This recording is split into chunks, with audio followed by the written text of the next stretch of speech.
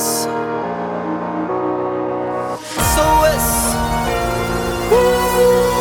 SOS.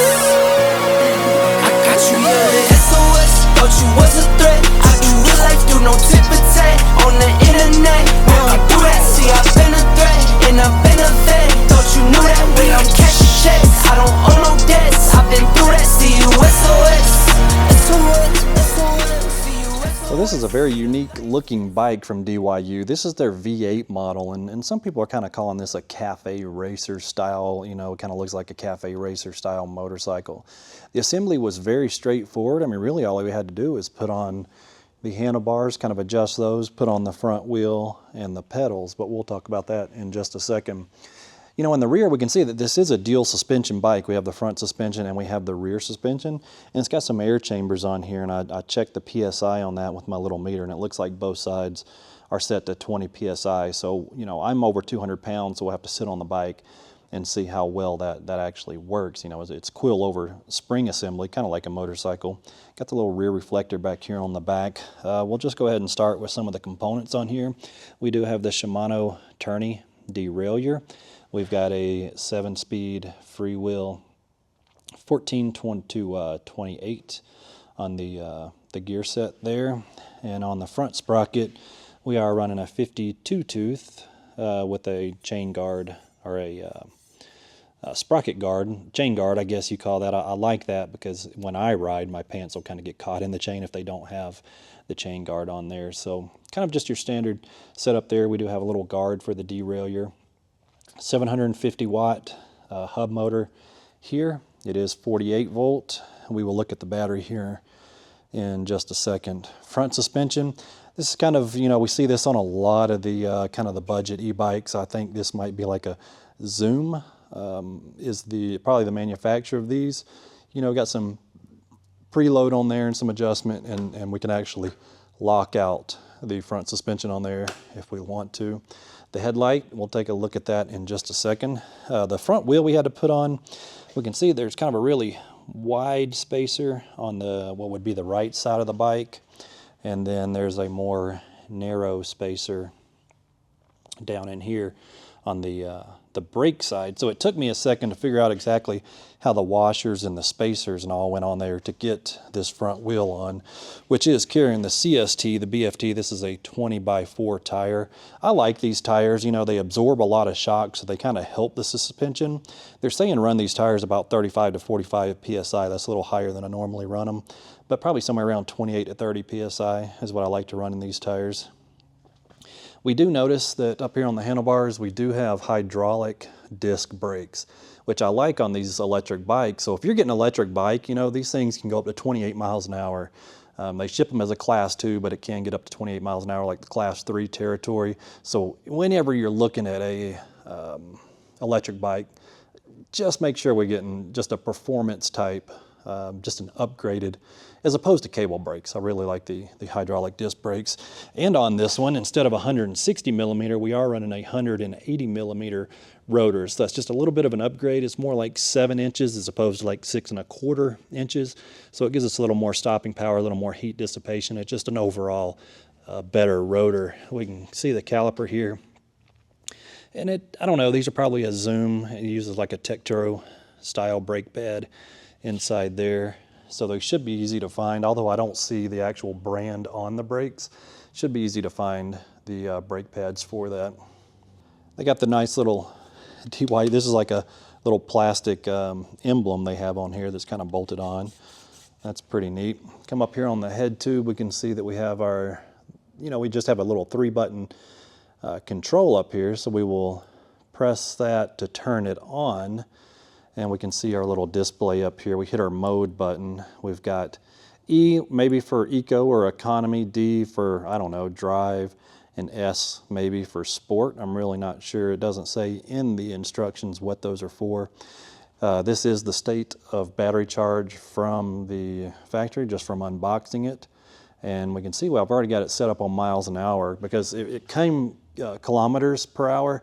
And to change it to miles per hour, you press the mode button and the power button, and that changes it, but it also puts it in what's walk mode. So to change it from kilometers to miles per hour, the bike wants to move into walk mode, so you just have to be careful with that. When we turn the light on, you can see the light came on the wall there. We just press the power button one time, and that turns the headlight on.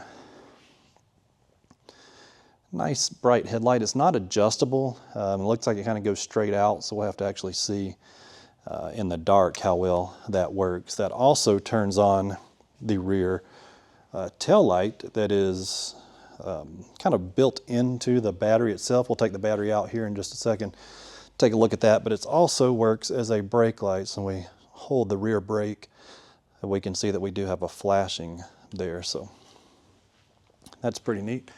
We will get the bike, let's just turn it off real quick.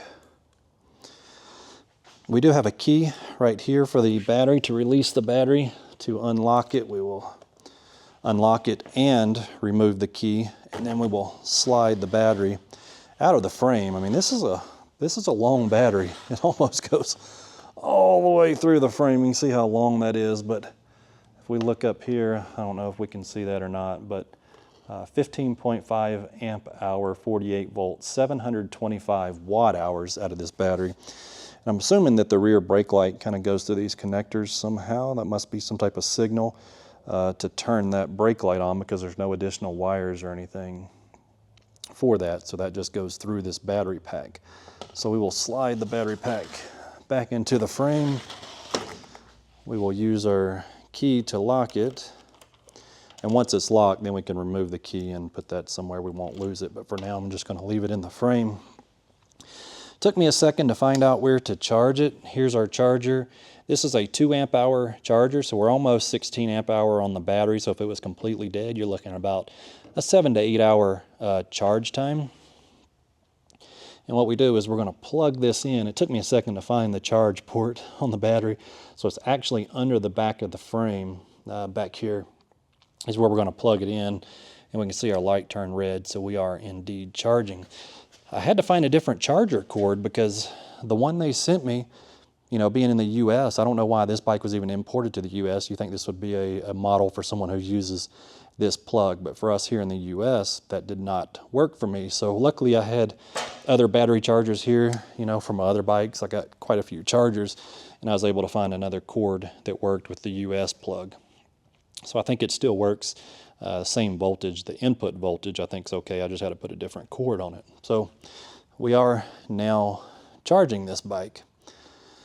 The saddle on it, or the seat, appears to be comfortable. You know, it's a smaller frame size, so the advantage to a smaller frame size is easier to store. It doesn't take up a lot of space, but we don't have any adjustment to the seat. So for me, I'm 6'1", and just by looking at it from the seat to the pedal, it looks like my knees are going to be really high up toward the handlebars. So maybe this is for like shorter people. It says like 5'2" or 5 1/4" up to over 6 feet is what this frame size is designed for. I think it's more for maybe the teenager, the younger adults who are going back and forth to school or something, the bike paths, the neighborhood cruiser type thing, because there's really no storage on it. So I don't see how we could put a rear rack on here where maybe we could hang some panniers or something over it. We wouldn't really put a pannier over here because it's too close to the pedals and our legs. I mean, maybe we could put a center pouch or pack up here to maybe put your phone, maybe some small electronics or something in, but other than that, there's really no storage. There's no bosses, what we call them, are drilled ports here where we can put like a water bottle or something on there. So it's pretty basic frame. We just have a little twist throttle up here, so it's like a half twist throttle, and we have our 7-speed Shimano shifter up here, which is kind of standard on a lot of these budget bikes. It's very reliable. It works well. Nothing special again, but it does work well. So I think this is designed kind of for the smaller person, the little cruiser, the cafe racer, you know, kind of get back and forth to school and such. But we'll get it out and we'll test drive it and see how I fit on the bike and how I like it. But that'll be in the second video when we actually get it outside and take it for a ride, because we need to get this fully charged so we can actually do a good test on it.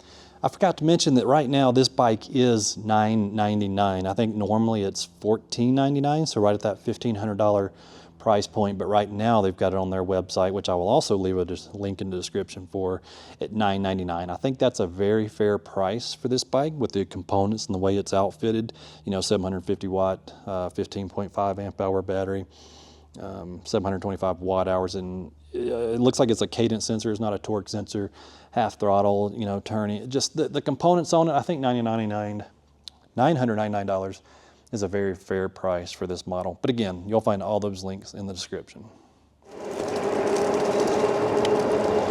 Okay, so we're a couple miles in on this bike ride already and just still trying to figure out the settings and such. It is a smooth bike, but it's a small bike. I'm a bigger guy, right? I mean, my knees are like way up high, not quite hitting the handlebars, but if the handlebars were tilted a little more forward, I probably would be hitting the handlebars. So on this bike, I like to kind of do throttle only. Let's see how fast it'll go throttle only.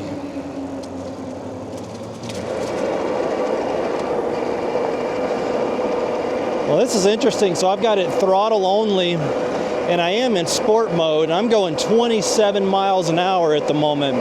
So it's odd that, or it's not odd, but it's a little bit different than on this bike. We're up to 27 now. A lot of bikes, throttle only lets you do 20 miles an hour, but on this one, it's about 27, which is pretty cool. No, I'm up to 28, and we're on a straightaway here. I don't know if I'll get much more than 28. Nope, I think about 28 is as fast as we're gonna go.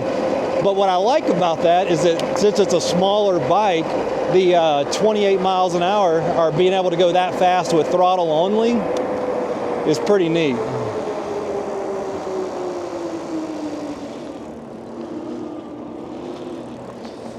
It is a nimble little bike, but I guess I feel a lot lower to the ground, a lower center of gravity, and I use a lot of throttle only again because since the seat is so low and my knees come up so high, it's just more comfortable to use throttle only, and it cruises really good. I mean, it's got plenty of power, 750 watt motor, just to cruise right along.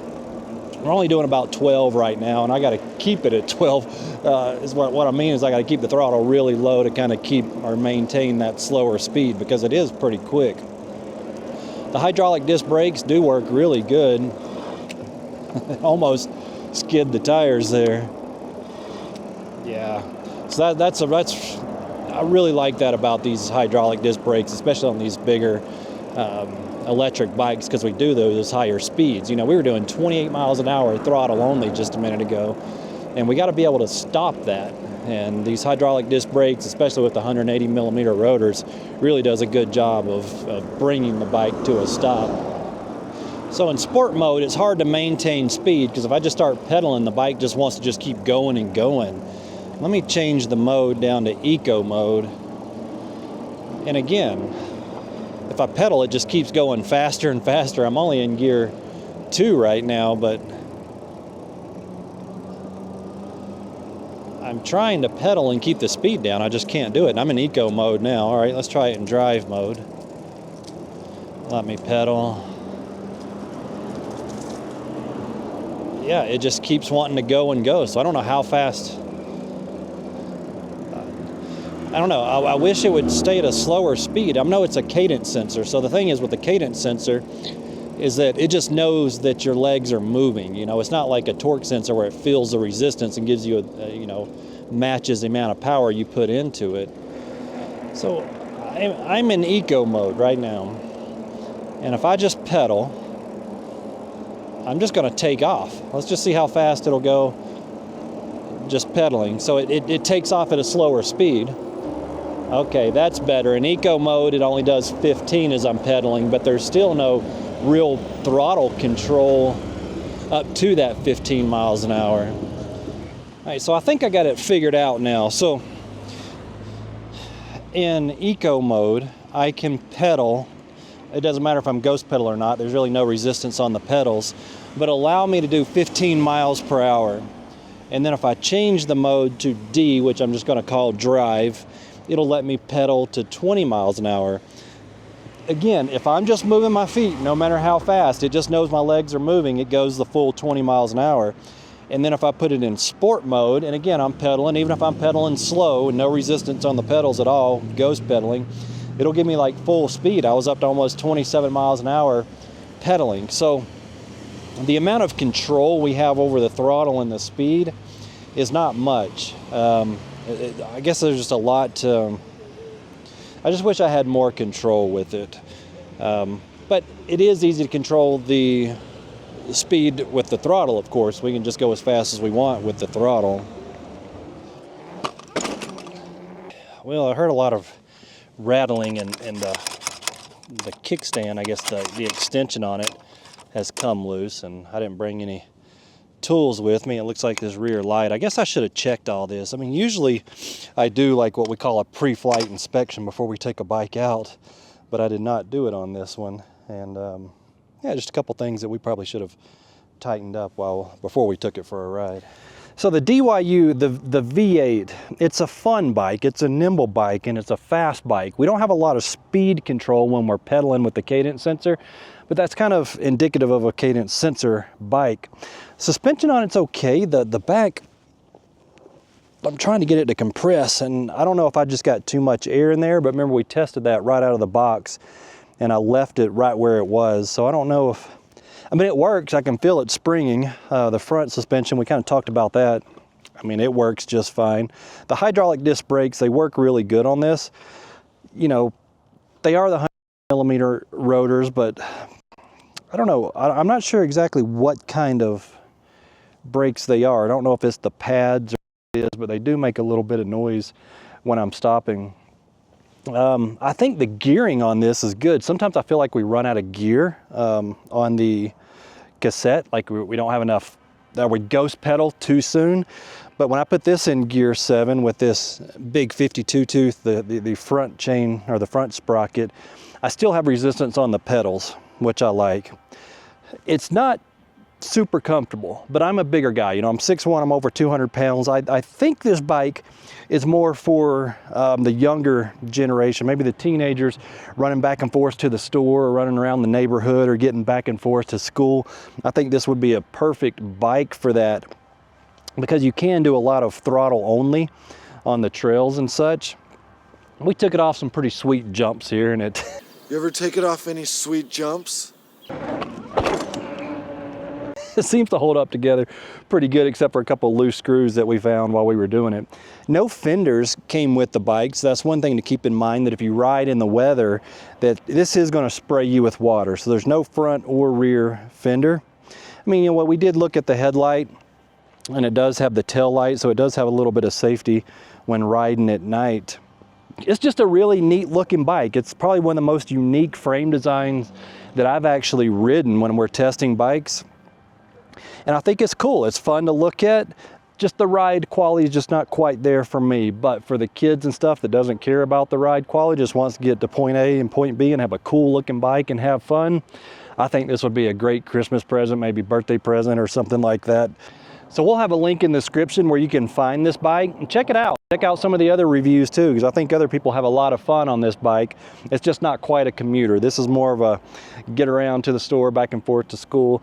And there's no storage either. That's the other thing, is there's no place to put any pannier bags, or you can't put bags over the center because your legs and stuff would hit them. So you're gonna have to wear a backpack if you're gonna carry anything with you on this bike.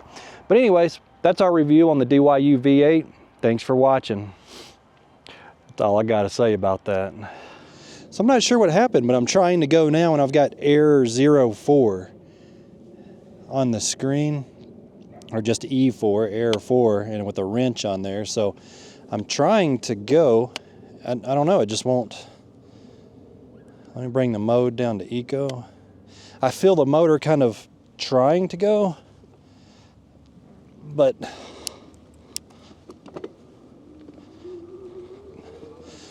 okay. So I don't know, maybe that's low power. I'll have to look up the E4 because it just won't start from a dead stop. It won't start. So maybe the battery's just getting low.